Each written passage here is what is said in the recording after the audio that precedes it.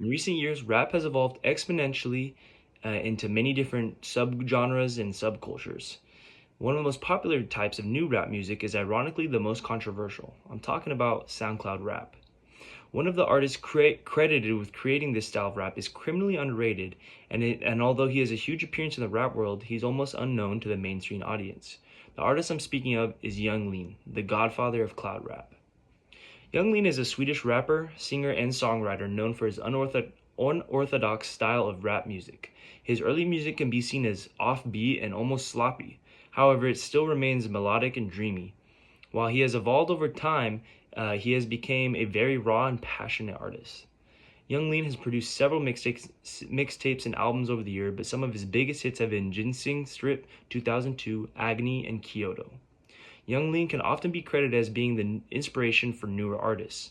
While he is not a big figure in mainstream music, he has a hand in many famous artists' musics and lives.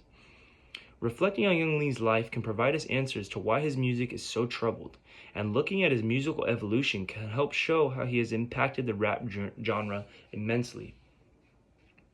From his early obsession with music and drugs in his youth, to his successful first album and the evolution of his future releases, Young Lean has left a lasting impact on the underground scene of rap music. From an early age, Young Lean developed an interest for hip-hop music, which would lead him to creating his own form of music. Jonathan Lindor has been involved in music since he was very young. In an interview with Dave Reed from Crack Magazine, Young Lean was asked about his first musical project, in which he replied, "I had a band in 4th grade. We called ourselves the Ice Cubes. I kind of jumped off the band right before we were the opening act at a show in IKEA for this rapper." While his first group didn't work out, his interest in rap music didn't end there. Jonathan always felt like an outsider, even as a kid. He never performed well in his school, and him and his friends were often getting into trouble. In an article by Duncan Cooper from The Fader, Leander recalls a memory of his childhood when his dad came to pick him up from kindergarten. He states, "One day my dad was going to pick me up from kindergarten. They're like, 'Jonathan has not been good today.'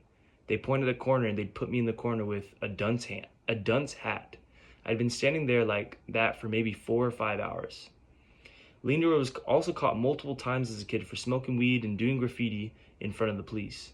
This feeling of ostracization contributed to the darker themes of his work.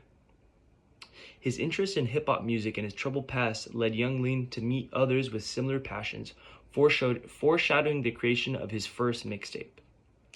The formation of Sad Boys and his first full musical release, Unknown Death 2002, helped Young Lean gain a following for his absurd lyrics alongside dreamy beats. After gaining some popularity, he dropped further albums, which allowed him to move to the United States, where he unfortunately began a harsh relationship with drugs. Young Lean first began his career by meeting friends and fellow artists Young Sherman and Good.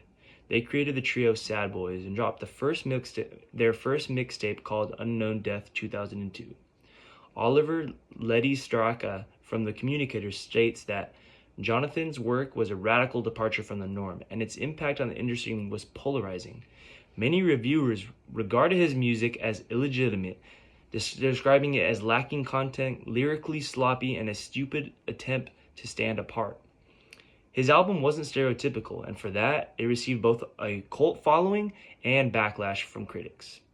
After the success of his first two albums, Young Lean began to tour in North America. After finishing, he decided to stay in Miami to finish producing his third album, Warlord. Young Lean's rise to stardom at a young age and his easy access to party favors sent him into an abyss. In an article by Eric Skelton by Complex Magazine, it stated by Jonathan that he revealed that addictions to lean, Xanax, cocaine, marijuana brought him to a very dark place that involved carrying a knife around and writing a book about nightmares of people turning into rats. This led him checking into a mental hospital and eventually returning to his parents' home in Sweden. As a result of his addictions and struggles with mental health, Young Lean's music began to evolve and change into something deeper than it already was.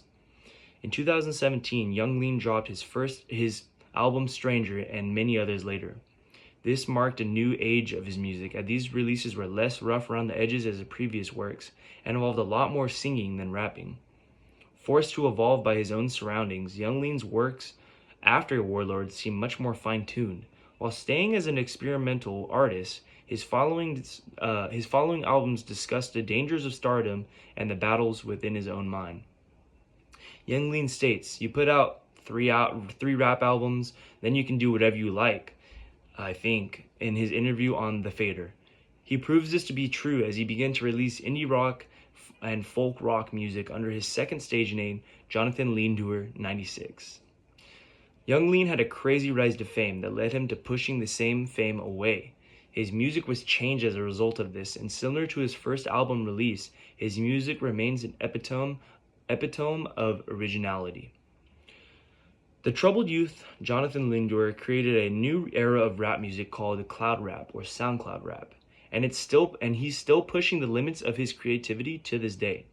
With rap music being one of the biggest genres of the 21st century and still constantly evolving, one of the founding fathers of this new age of rap music was and is Young Lean.